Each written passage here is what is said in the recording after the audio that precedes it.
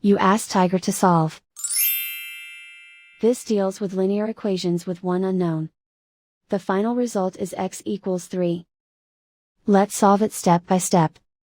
Group all x terms on the left side of the equation.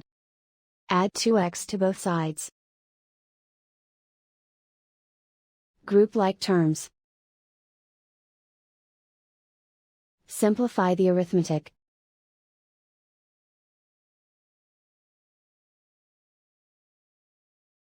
Group all constants on the right side of the equation.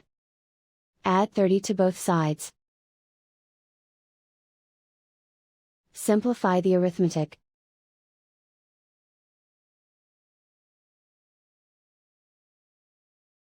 Isolate the x. Divide both sides by 10. Simplify the fraction.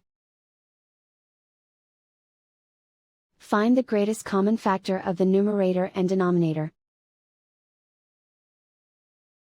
Factor out and cancel the greatest common factor. And so the final result is x equals 3.